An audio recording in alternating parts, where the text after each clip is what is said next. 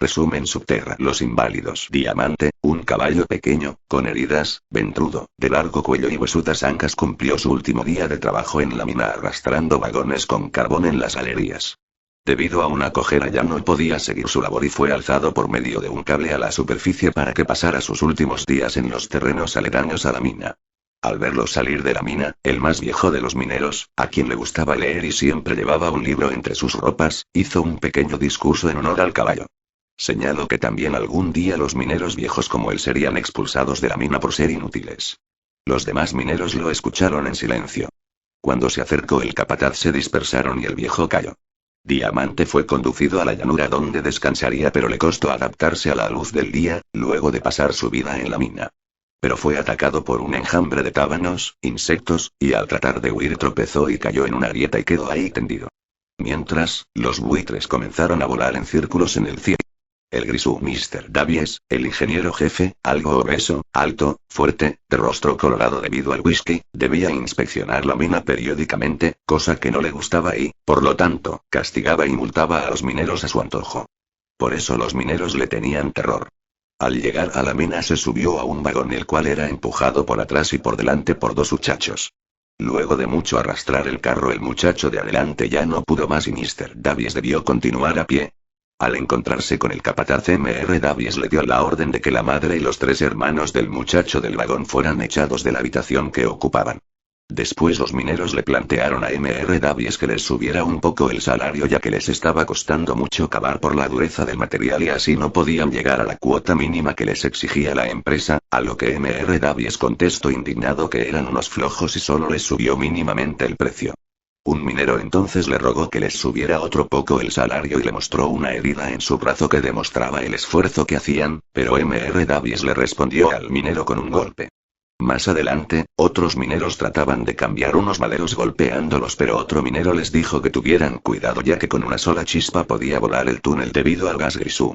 Uno de los mineros que trataba de cambiar los maderos era conocido como Viento Negro, tenía 18, 19 años, pendenciero y fanfarrón y abusaba de su fuerza con sus compañeros por lo que no era apreciado por estos. Al llegar Mr. Davies a ese lugar con el capataz le aplicó una multa injusta de Viento Negro, el cual se enojó y entonces el capataz lo golpeó por lo cual el minero se trenzó a golpes con el capataz. Mr. Davies entonces golpeó a Viento Negro y lo obligó a trabajar. Pero al pegarle a la roca Viento Negro con su martillo estalló el gas grisú. Al oír la explosión, los mineros quisieron ir a ayudar a las víctimas pero un capataz les dijo que primero debía ventilarse la mina. Sin embargo, Tomás, un minero alto y robusto dijo que bajaría de todos modos y lo hizo acompañado de otros hombres. Encontraron al capataz, a Mr. Davies y a 4 mineros muertos. Mr. Davies había sido atravesado por un fierro y lo sacaron a duras penas de la mina, es decir que, después de muerto, todavía seguía martirizando a los mineros. El pago Pedro María trabajaba en la mina y el último día, antes de terminar su turno, le puso todo el empeño posible para sacar más carretillas de carbón de modo de aumentar su salario. Al llegar a su casa en la noche su mujer le dijo que no habría cena esa noche a lo que Pedro le respondió que no importaba porque al día siguiente sería día de pago. Los mineros y su familia estaban obligados a comprar víveres en la tienda de provisiones de la compañía. Al otro día Pedro acudió a la mina por su pago. Vio que un minero recibía como salario solo una moneda a la que arrojó con rabia y unos niños se apresuraron a recogerla. Pero Pedro no fue llamado al igual que otros mineros a la ventanilla de pagos. A medida que iban acercándose el centenar de mineros a efectuar sus reclamos, el encargado les decía que, a causa de las multas, eran ellos los que le debían dinero a la compañía y si alguna mujer de minero reclamaba la echaban a la fuerza. Cuando le tocó el turno a Pedro resultó que le quedó debiendo dinero también a la compañía. Su mujer preguntó, ¿qué vamos a hacer? Y se devolvió a su habitación con sus 2 hijos. Pedro se quedó en el mismo lugar y soñó despierto que ya no le costaba extraer el carbón de la mina y este ya no era negro sino rojo como la sangre de generaciones de mineros y una vez trabajado se convertía en oro que al contacto con la tierra hacía aparecer palacios y parejas bailando. De pronto la música cesó en su sueño y toda la riqueza se transformó en sangre. Luego una multitud de esqueletos destrozaba los palacios y con los pedazos de murallas y columnas cubría sus huesos y estos se revestían de carne. Un momento después Pedro despertó de su sueño. Se encontraba solo en la calle. El chiflón del diablo. El capataz detuvo a 2 mineros. El cabeza de cobre, 20 años, pelo rojo, bajo, fuerte y robusto, y otro, alto, flaco, huesudo, aspecto endeble y achacoso, y les dijo que se habían quedado sin trabajo. Los mineros sabían que era una táctica para obligarlos a trabajar en el chiflón del diablo y que aceptaran a pesar que sabían que era peligroso. Pero preferían morir rápidamente en un derrumbe que lentamente de hambre. El chiflón del diablo era una galería peligrosa por lo blando del terreno que ocasionaba frecuentes derrumbes. Para ahorrar dinero la compañía había ordenado que no se usara tanta madera en sostener el techo de esa galería, lo que la hacía más peligrosa aún. Cabeza de Cobre no le contó a su madre llamada María de Los Ángeles, que lo habían cambiado al chiflón del diablo ya que allí había muerto su marido y 2 hijos. Durante el día sonó la alarma de la mina. Un derrumbe en el chiflón del diablo había cobrado 3 muertos. Pero la madre de Cabeza de Cobre no se preocupó, segura de que su hijo trabajaba en otra parte de la mina. Sin embargo, al subir el carro con los cadáveres se dio cuenta que uno de ellos era su hijo. Enloquecida se arrojó al pozo de la mina y murió. El pozo. Rosa, 16 años, ojos verdes, largas pestañas, bonita, se ocupaba en regar su huerto. De pronto apareció un individuo joven, de rostro pálido y pelo largo y lacio que le exigía que fuera su mujer, a lo que Rosa le respondió: primero muerta. Entonces el hombre la arrojó al suelo y comenzaron a luchar, pero apareció otro hombre y la pelea era ahora entre esos 2 individuos. El hombre que peleaba por defender el honor de Rosa era joven, más alto que su oponente, espaldas anchas, buen mozo, ojos claros, rizado cabello y rubios bigotes. De repente Rosa le lanzó a su atacante un puñado de arena a los ojos y este fue el momento que aprovechó su defensor para derrotarlo. Rosa se dirigió entonces a su casa y le dijo a su madre que el huerto estaba destrozado y su mamá la reprendió porque pensó que seguramente a su hija se le había quedado abierta la puerta del huerto y se había colado el chancho del vecino. Se dirigieron al huerto y Rosa vio que su defensor le tiraba un beso oculto en un matorral. Este hombre era un minero que se llamaba Valentín, en tanto quien había perdido la pelea era otro minero llamado Remigio. Ambos rivalizaban por el amor de la muchacha y se tenían un odio mutuo. Valentín llevaba ventaja pues Rosa había dejado a Remigio por el rubio minero. Rosa era hija única y vivía con su madre y su padre que trabajaba en la mina. Un día, para evitar que Rosa acarrease con esfuerzo el agua para regar el huerto, a su padre se le ocurrió hacer un pozo en el huerto. Los 2 rivales se ofrecieron a ayudar al padre de Rosa. Remigio estaba en el fondo del pozo y Valentín recibía la arena que iba echando en un balde su oponente desde la parte superior del pozo jalándolo con una cuerda. En un momento Valentín se ausentó con el pretexto de que quería agua, pero solo fue a conseguir un beso de Rosa, la que accedió. Valentín se fue después a su casa, pero Remigio se ocultó en el pozo. Al descubrirlo Rosa, como broma subió el cordel con el balde. Luego llegó Valentín y Remigio desde el fondo del pozo escuchó a Valentín y Rosa besándose. Al rato apareció Valentín y le arrojó la cuerda de nuevo. Remigio salió del pozo con ansia de venganza. Un momento después vio que Rosa y Valentín se reían de él. Cuando volvieron a trabajar en el pozo le tocó a Valentín estar abajo y ahora Remigio retiró la cuerda.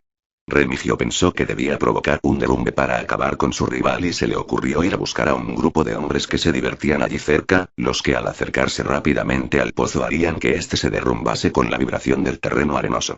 Para lograr esto gritó delante de los hombres: se derrumba el pozo. Los hombres llegaron donde Valentín y le arrojaron una cuerda, pero no podían sacarlo porque estaba enterrado hasta el pecho.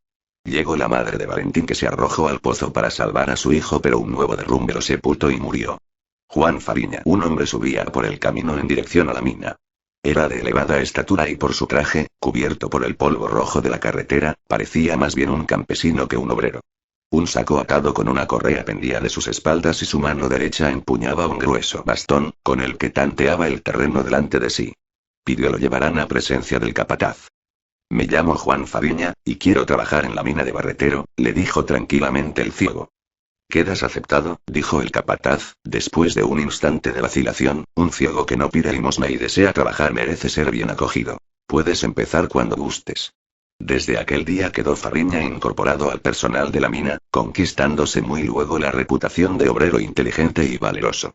La deferencia con que era tratado por los jefes y su carácter huraño y retraído le enajenaron las simpatías de sus camaradas, quienes no podían comprender que aquel ciego prefiriese los trabajos y miserias del minero a la vida libre y sin afanes del mendigo. Aquello no era natural y debía encerrar algún misterio. Durante aquellas 15 horas de ruda faena arrancaba del filón un número de vagonetas superior al mínimo reglamentario. Aquello desconcertaba a los más esforzados barreteros, pues en aquel sitio el mineral era duro y consistente y el mejor de ellos jamás había alcanzado un éxito semejante.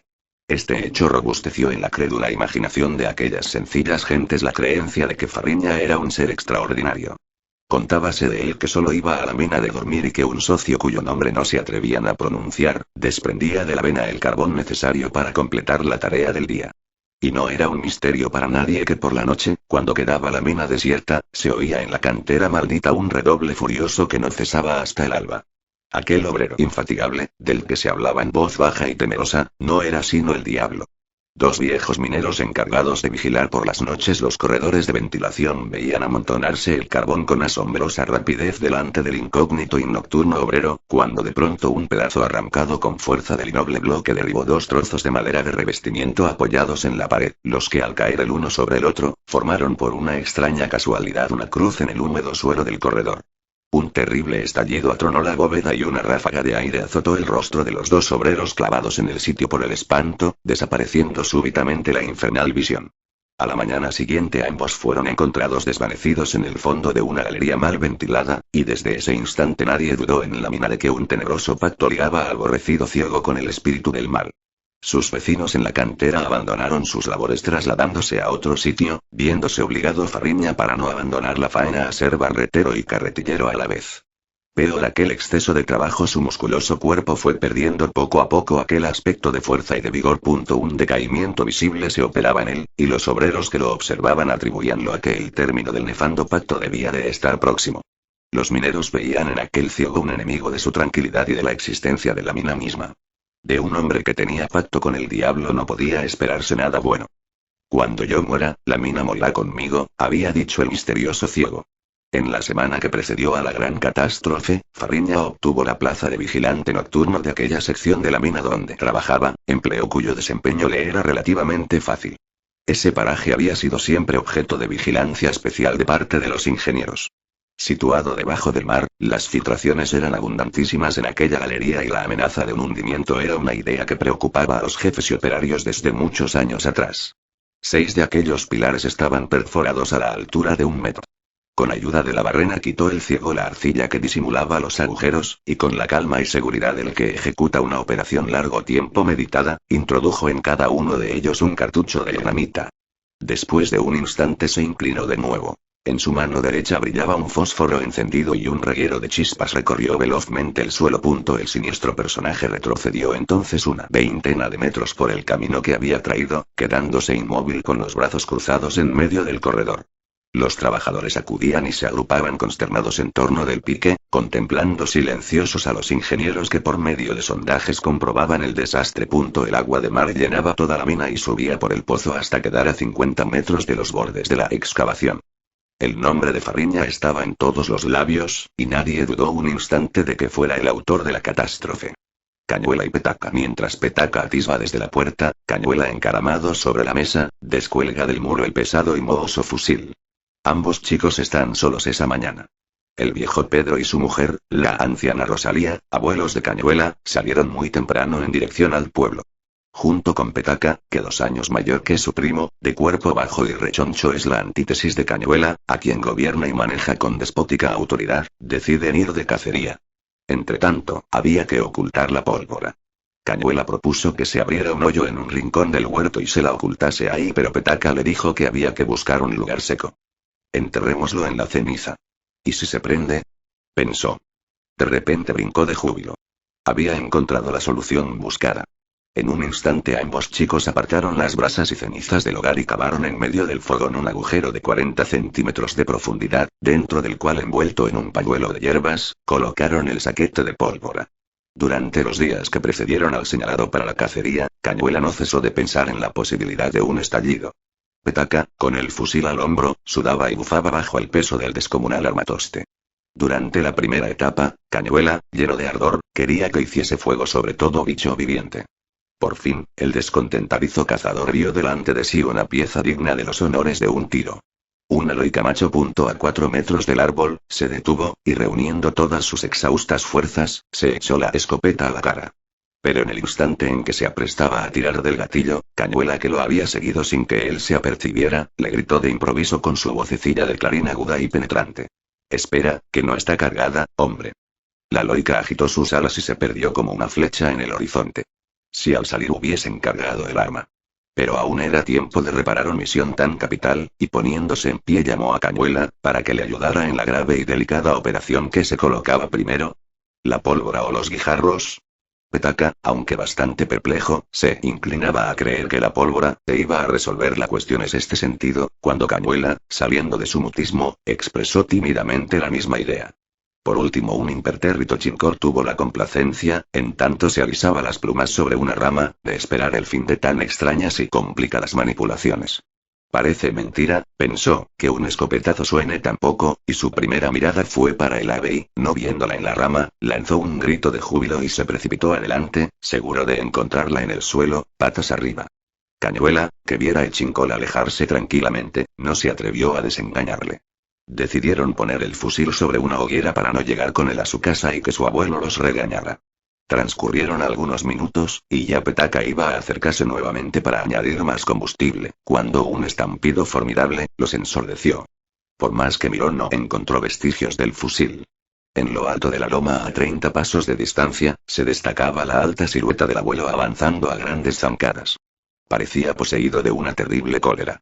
Mientras corría, examinaba el terreno, pensando que así como el abuelo había encontrado la caja del arma, él podía muy bien hallar, a su vez, el cañón o un pedacito siquiera, con el cual se fabricaría un trabuco para hacer salvas y matar pidenes en la laguna. Comentario. En cuanto a Cañuela y Petaka, puede afirmarse que es una suerte de antiparábola donde la desobediencia ocupa el lugar central y que al revés de las estructuras de aprendizaje, el mensaje final no condena la conducta de los muchachitos, resolviéndose en un pensamiento socarrón muy propio del campesino chileno. Mientras corría, examinaba el terreno, pensando que así como el abuelo había encontrado la caja del arma, él podía muy bien hallar, a su vez, el cañón o un pedacito siquiera con el cual se fabricaría un trabuco para hacer salvas y matar pidenes en la laguna. La mano pegada. Por el camino marcha don Paico, el viejo de la mano pegada. Junto a él, pasan a caballo don Simón Antonio, su mayordomo y un guaso de la hacienda. Don Simón, al ver al viejo le dice: «Vamos, aprisa, viejo ladrón». Y le da un latigazo en las piernas. Don Paico es un mendigo que, a cambio de unas monedas, le cuenta a la gente la historia de su mano pegada a la tetilla izquierda. Según él, mientras jugaba rayuela, su madre lo llamó en varias ocasiones para que le fuera a buscar leña, pero como era un joven adicto al juego no le hacía caso. Su madre enojada le dio un golpe en la espalda y Paico le respondió con un combo con su mano izquierda. Su madre, luego de levantarse del suelo con su rostro ensangrentado, lo maldijo y desde entonces Paico tuvo su mano pegada al cuerpo y si trataba de separarla sangraba. Don Simón quería darle un escarmiento por engañar a la gente de esa manera, especialmente porque él había llegado a tener sus tierras gracias a su trabajo. Además, don Simón era juez y ordenó a sus hombres capturar al viejo y sujetarlo. Luego ordenó poner 2 estacas en el suelo y atar a ellas sus manos. El viejo le suplicaba que no lo hiciera y los campesinos miraban la escena con piedad. La mano supuestamente pegada se despegó sin dificultad, pero la gente lo atribuyó a un milagro. A continuación don Simón lo castigó con prohibirle que volviera nuevamente por esas tierras y lo golpeó con su rebenque y ordenó a sus hombres que le ataran sus brazos a un madero puesto sobre sus hombros y lo dejaran ir. Luego don Simón preguntó a su mayordomo si el comprador de unas vacas suyas se había dado cuenta si los animales eran de inferior calidad a lo pactado y este le dijo que no, así don Simón con el engaño había tenido una ganancia mayor. El registro. Este capítulo trata de una abuela que compra un mate fino y un poco de azúcar. Hacía tanto tiempo que su paladar le pedía de manera obsesiva la hierba. La hierba del despacho era de muy mal sabor, pero la del pueblo era fina y aromática a 40 centavos pero con dinero constante y sonante. La del despacho costaba el doble pero lo cancelaban con fichas, además estaba prohibido comprar fuera del despacho. Pasó varios meses ahorrando centavo tras centavo, ahorrando de lo que le daba su único nieto. Ya por fin en el cuarto, el miedo cambia a alegría, por fin se daría un gusto. Cuando la tetera estaba a punto de hervir golpearon la puerta, era el jefe del despacho y su dependiente. El jefe entró, la abuela paralizada abierta mientras el dependiente comienza el registro, dieron todo vuelta pero no encontraban nada. Seguros de haberla visto siguieron registrando y encontraron el mate, pero le dieron otra oportunidad.